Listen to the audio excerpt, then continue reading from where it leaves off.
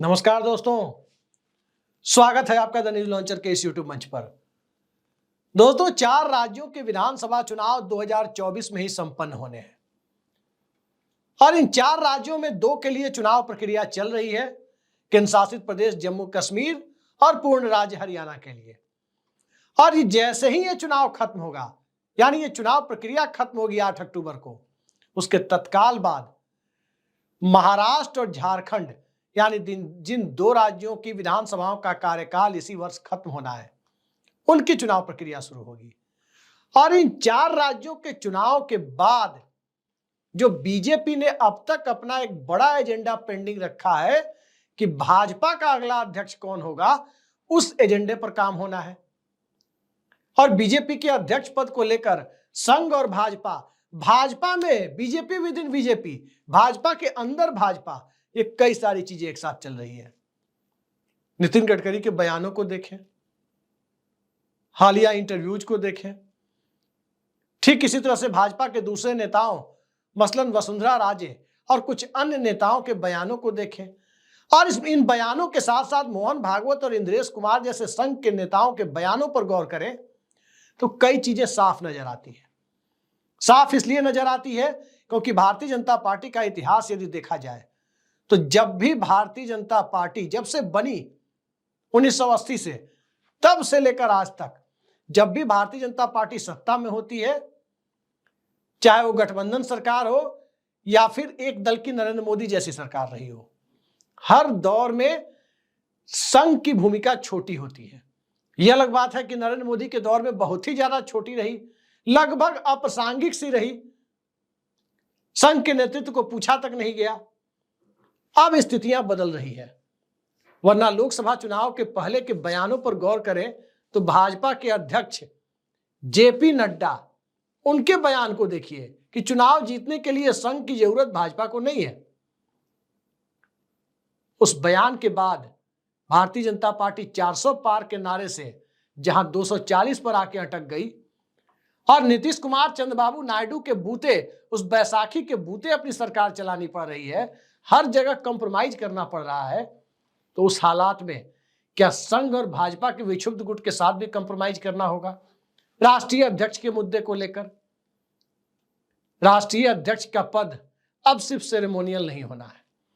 सबको पता है कि संसदीय दल और विधायक दल में पार्टी व्हिप अपॉइंट करने का अधिकार सुप्रीम कोर्ट ने पार्टी आलाकमान को यानी राष्ट्रीय अध्यक्ष को सौंप दिया है। और अब जो राष्ट्रीय अध्यक्ष होंगे वो राष्ट्रीय अध्यक्ष मोदी शाह कैंप का होगा, नागपुर कैंप का होगा, या दोनों के बीच का कोई समझौता उम्मीदवार होगा।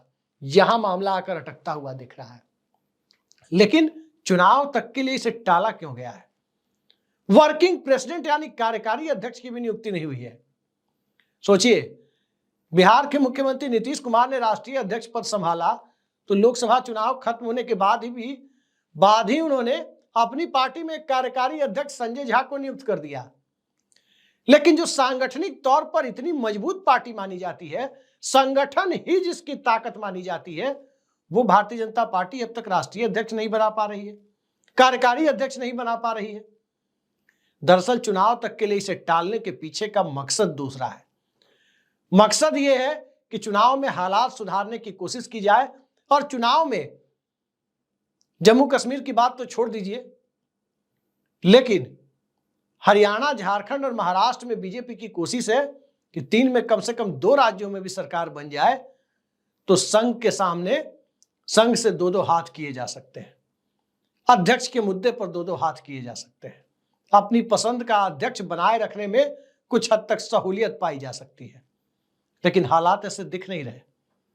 हरियाणा के भी हालात ऐसे नहीं है, महाराष्ट्र के भी हालात ऐसे नहीं दिख रहे, झारखंड के भी हालात बहुत कुछ तो भारतीय जनता पार्टी के पक्ष में नहीं दिख रहे हैं, लेकिन एकदम से हरियाणा और महाराष्ट्र जैसी स्थिति भी नहीं दिख रही है। अगर महाराष्ट्र हाथ से फिसला तो देश का सबसे धनी राज्य, सबसे संपन्न राज्य, इस देश का आर्थिक इंजन बीजेपी के हाथ से निकल जाएगा। 2 पहियों वाला ऑटो, एक ऐसा ऑटो, सरकार रूपी ऑटो, जिस ऑटो को देखने की कोशिश करें तो सबसे मजबूत पहिया एक पीछे लगा हुआ है, एक कमजोर पहिया भी बाहर से ला करके स्टेपनी को पीछे लगाया गया है और एक स्टेपनी को ही सरकार की कमान दी गई है जो गुवाहाटी मॉडल से आया है। तो महाराष्ट्र में एक अलग तरह की नाराजगी है, हरियाणा में एक अलग तरह की नाराजगी है। सरकार बदलने के बाद किसानों के दिल्ली बॉर्डर तक पहुंचने की एक अलग आशंका है, अपनी मांगों को लेकर, लोकतांत्रिक तरीके से मांगों को मनवाने को लेकर। झारखंड की अलग समस्याएं हैं, सीबीआई ईडी की भी अपनी समस्याएं हैं कि ईडी के अधिकारी क्या अब केंद्र सरकार के इशारे पर चलेंगे या सत्ता बदलने की संभावना को पहले से सूंघ चुके हैं। लेकिन भाजपा के लोग इस बात को जरूर सूंघ चुके हैं कि नवंबर के बाद यानी चुनाव के बाद भारतीय जनता पार्टी के राष्ट्रीय अध्यक्ष के रूप में नए व्यक्ति की ताजपोशी की रस्साकसी इस चुनाव के माध्यम से तय होनी है। जब से संजय जोशी का नाम मीडिया में आया तब से एक बात तो तय है कि संजय जोशी को अध्यक्ष बनाने के लिए चाहे भाजपा इन 4 राज्यों के विधानसभा चुनाव में जीते या हारे, मोदी शाह सहमति नहीं देंगे। लेकिन संघ को भी यह बात पता है कि मोदी शाह संजय जोशी के नाम पर सहमति नहीं देंगे। फिर भी संजय जोशी का नाम चर्चा में क्यों आया?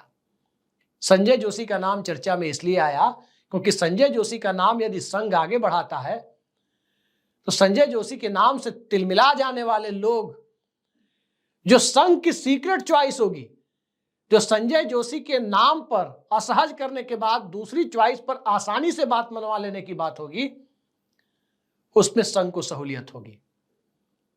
और इसी वजह से संजय जोशी का नाम लाया जा रहा है।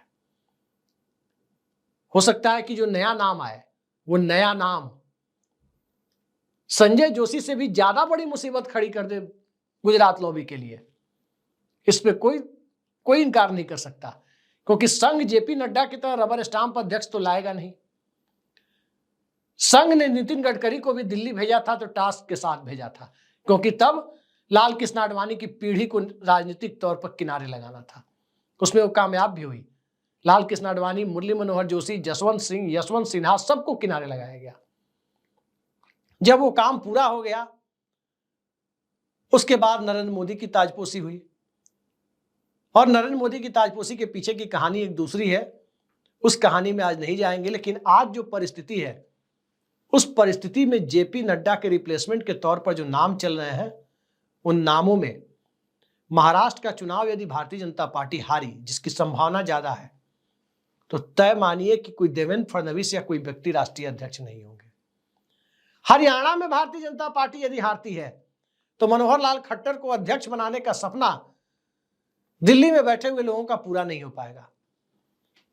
और उस परिस्थिति में राष्ट्रीय अध्यक्ष पद के लिए स्वाभाविक है कि संघ अपनी पसंद के किसी दूसरे तीसरे व्यक्ति का नाम लाएगा, बिल्कुल उसी तरह से लाएगा जिस तरह से 2009 में लोकसभा चुनाव के बाद दिल्ली के तथाकथित कोठरी को किनारे लगाने के लिए नागपुर से नितिन गडकरी को भेजा गया था। तो क्या नितिन गडकरी की तरह ही कोई नाम आएगा? क्या किसी संगठन मंत्री को जिम्मेदारी दी जाएगी? क्या बीएल संतोष को ही जिम्मेदारी दी जाएगी? संजय जोशी का नाम आगे बढ़ाने के बाद स्वाभाविक है कि रक्षात्मक मुद्रा में कौन लोग आ गए हैं, और जो लोग रक्षात्मक मुद्रा में आ गए हैं वो अब किसी दूसरी चॉइस का, संघ की किसी दूसरी चॉइस का या भाजपा के विक्षुब्ध गुट का जो समर्थन है संघ की चॉइस को, उस नाम का विरोध कर पाने की स्थिति में नहीं होंगे। क्योंकि आखिर कितने नामों का विरोध करेंगे? और जब विरोध कर पाने की स्थिति में नहीं है तो एक तरफ संसदीय दल में, संसद के आंकड़ों में, संसद के इक्वेशन में, समीकरणों में सहयोगी दलों के छूटने का खतरा अलग से, दूसरी तरफ पार्टी की कमान भी छूटने का खतरा अलग से। और इन दोनों खतरों के बीच खतरों के खिलाड़ी की तरह नरेंद्र मोदी और अमित शाह इन 4 राज्यों के चुनाव में खेल रहे हैं, राजनीतिक बाजी खेल रहे हैं। वैसे भी उनके पास दूसरा चारा नहीं है। 10 साल की सत्ता के बाद एक अलग तरह के बदलाव की जो गुंजाइश दिखती है, उस बदलाव की गुंजाइश में अब भारतीय जनता पार्टी के अंदर बदलाव की जो गुंजाइश दिख रही है, उस बदलाव में और उस बदलाव को रोक पाने के बीच ये 4 राज्यों के चुनाव तय करेंगे कि गुजरात लॉबी क्या संघ की इस बदलाव को करने की मंशा के ऊपर तुषारापात कर देगी या संघ अपने एजेंडे को लेकर आगे बढ़ जाएगा। अगर ये 4 राज्यों के चुनाव के नतीजे यदि 4-0 से भाजपा के खिलाफ चले गए तो बहुत संभव है कि संजय जोशी के नाम की चर्चा के साथ ही जो लॉबी बीजेपी में रक्षात्मक दिख रही है, डिफेंसिव दिख रही है, शायद वो प्रतिरोध कर पाने की स्थिति में भी खुद को ना पाए। लेकिन प्रतिरोध तो करेगी और नए अध्यक्ष के तौर पर किसी केंद्रीय मंत्री का ही इस्तीफा होगा या संघ किसी ऐसे व्यक्ति को लाकर बिठा देगा जिस व्यक्ति को लेकर कोई कल्पना तक दिल्ली में नहीं है। देखते जाइए, दिलचस्प खेल है। पार्टी किसकी, संघ की पाठशाला से निकली या नरेंद्र मोदी अमित शाह की? सत्ता किसकी, नरेंद्र मोदी अमित शाह की या नीतीश कुमार और नायडू की बैसाखियों पर चलने वाली? कई सारे सवालों का जवाब एक साथ अगले 2 महीने में मिलने वाला है। देखते जाइए होता क्या है। दिलचस्प नजारे का इंतजार कीजिए। बहुत कुछ घटित होना है इस हस्तिनापुर में। आज के लिए इतना ही। नमस्कार।